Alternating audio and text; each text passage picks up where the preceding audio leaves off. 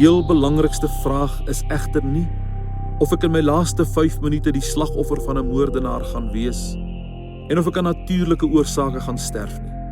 Maar waar gaan ek wees 5 minute na my hart gaan staan het?